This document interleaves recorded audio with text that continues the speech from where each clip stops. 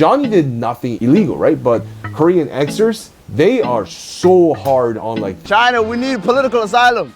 Yeah. Get me out of here, please. Take me and Hank to Beijing to Shenzhen. Hey, what? You want a kiss? Kiss my cheek. You can kiss my cheek. Really? You can kiss my cheek.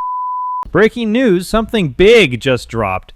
The long-rumored documentary on Hank and Johnny Somali is finally out, and it's way worse than anyone expected. This isn't about friendship, it's about manipulation, obsession, and two desperate men using each other for clout, escape, and something far darker. You can kiss my cheek. For years, Hank painted himself as Johnny's loyal friend who sacrificed everything, but this documentary exposes the disturbing truth. Hank wasn't helping Johnny Somali out of loyalty. He was using him, using his situation, his body, his vulnerability, and Johnny admits it himself on camera. Stay tuned because what you're about to hear will change how you see everything. So the documentary starts with Hank defending Johnny Somali by saying Johnny didn't do any kind of illegal thing in South Korea. Johnny did nothing illegal, right? But Korean extras, they are so hard on like that enforcing societal norms on people. Like, I don't like it, so you shouldn't do it. Hank is privy to all the shit that has happened to me in this country, and he even thinks it's ridiculous. It's ridiculous. Absolutely ridiculous. I mean, the law itself is also ridiculous. Like what? Johnny didn't do any kind of illegal thing, bro? Like, are you totally blind or mad? Or are you so deep in love with Johnny Somali that you don't actually find anything illegal about Johnny Somali, whatever he does in South Korea? Guys, do you think the same? Because the way Hank just said that Johnny didn't do anything illegal clearly shows that Hank is blind or he is totally in deep love with Johnny Somali, that he doesn't actually see anything negative about Johnny Somali. Let me know in the comments. And right after defending Johnny Somali, Hank goes on to criticize Japan and Korea. Yes, including Korea, South Korea, the country he is actually from, while praising China. Hey, Henley invented individual liberty. My honor compass is the U.S. Constitution. I've always been anti-Japan and pro-China. Long live China, f*** Korea, f*** Japan. Like, can you see it? How can someone say something negative about his own country and praise China? And not only that, he literally asked China for help and talks about seeking asylum there. One thing about Hank is he talks about China every single day. China, we need political asylum. Yeah. Get me out of here, please. Take me and Hank to Beijing to Shenzhen. I'm bigger on the Chinese internet than I'm... Shenzhen's pretty good, yeah. Don't say Beijing if we're trying to go there. Well, but you don't want to live in Beijing, trust me. Okay, then I want to live somewhere else. Like, after watching this, after this documentary just released, and after watching this, even if South Korea stays silent on Hank and Johnny Somali, this will be the most embarrassing thing for South Korea. Yes, I mean it. Because this guy, you can see he's seeking asylum. Johnny Somali seeking asylum in China. That means they are actually not free or are being taken wrongly and getting threats and everything like that, and they are seeking asylum from China. So these things are actually ruining South Korea's image internationally. And here's Hank praising China and criticizing South Korea and Japan. It's actually not okay, because no one gave them the right to disrespect any country, so I think South Korean legal authorities should also take note of this, and they should punish Hank and Johnny Somali for their words about South Korea and all the other countries in general.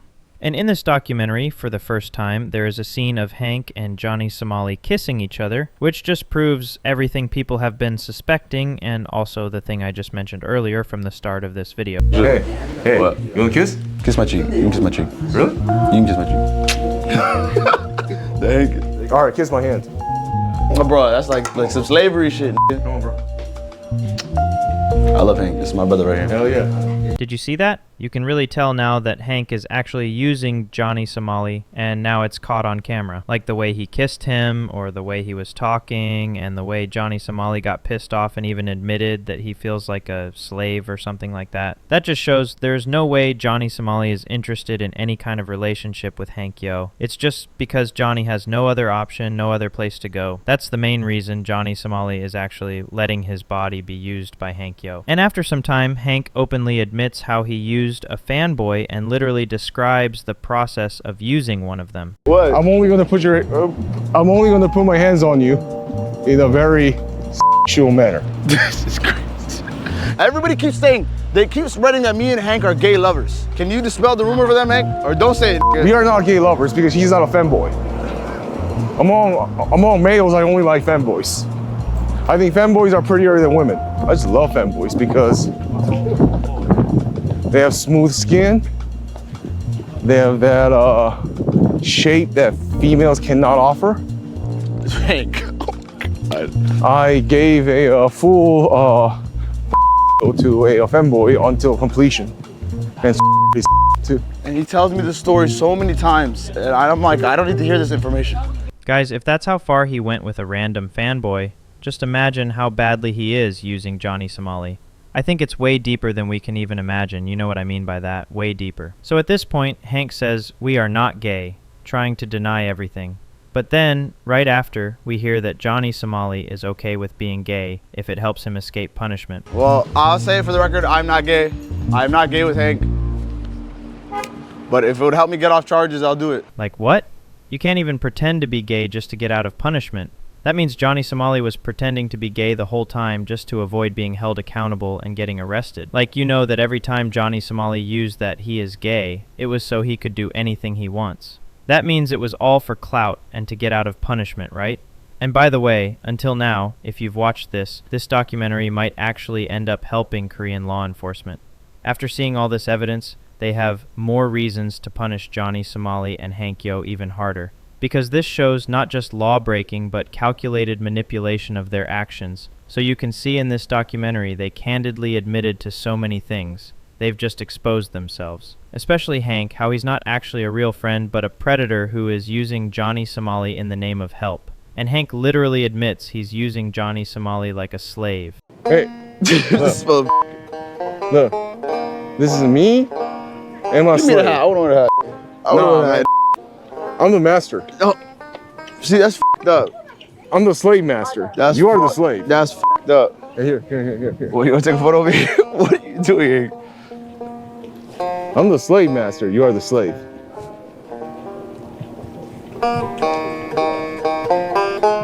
No. You want me to be angry? No. We'll look back on this picture and frame it one day when I'm free from Korea. That just proves my point. Hank is nowhere near a real friend. If someone actually treats you like a slave in the name of helping you, that's not called help. That's called prostitution. And Hank is doing it to Johnny Somali in the name of help. And after that, Hank says he sacrificed everything, his family, his job, his life, for Johnny Somali.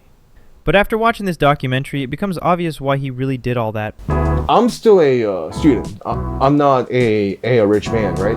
But I have sacrificed my finances. You know, like I've actually, like Johnny ran out of money because they refused Johnny to work. So I've been actually providing for him. He's been helping me a lot. He's been helping me with not only like legal fees and stuff like this. You know what I mean? Yeah.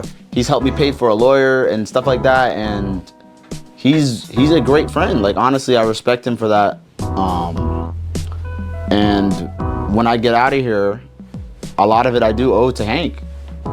He's a real man. Yeah. So, and not to mention that I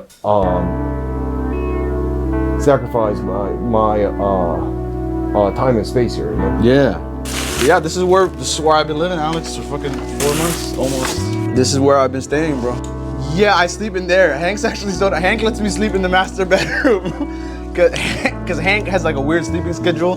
Hank sleeps like you could just see by now, and after watching this whole video until now, it's just clear as water why Hank is helping Johnny Somali. You already know what I mean. I can't even describe it in detail, but you know what I mean. What is the real reason Hank is actually helping Johnny Somali and sacrificing everything from his life? And after that, let's not forget Hank was deported for a firearm-related issue. That alone makes him a high-risk, dangerous person, and now he's playing the victim and acting like he's some kind of savior. This guy has a serious past. The FBI labeled me adjudicated mentally defective back in 2013. 24-year-old Hyun Hank Yoo was deemed a risk to public safety and was hospitalized for mental health issues.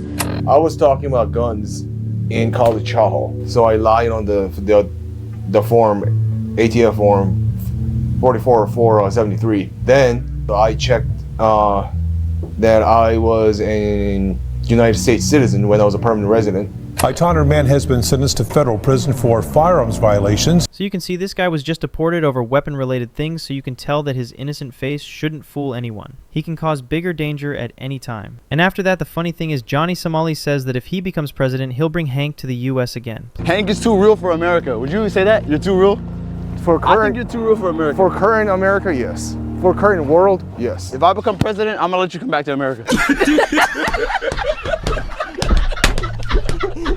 Yo, shout the season, man. Shout the season, man. Guys, can you even imagine the guy who was about to spend at least 10 to 20 years in South Korean prison is dreaming about becoming the American president and bringing Hank along with him to the US? Like, isn't this the same Johnny Somali who just a few minutes ago in this video was annoyed and saying he feels like Hank is using him like a slave? All right, kiss my hand. Oh, bro, that's like some slavery shit. Come on, bro. And after escaping South Korea to the US, he wants to bring the same guy to do the same things again? Well, I'm sorry, I forgot the person I'm talking about is none other than Johnny Somali, so anything is possible at any time. Johnny Somali can change his words at any moment. Anything can happen, so I'm sorry, Johnny. So what do you think about this? What kind of friend is Hank to use Johnny Somali in his worst time, when Johnny Somali really needed legit help? Do you want a friend like Hank Yoo when you actually need someone? Let me know in the comments. If I have to give my opinion, I would never expect someone like Hank even as an enemy. A friend? That's way too far. If you like this video, please make sure to like and share this video with everyone so that people know what kind of friendship Hank and Johnny Somali really share.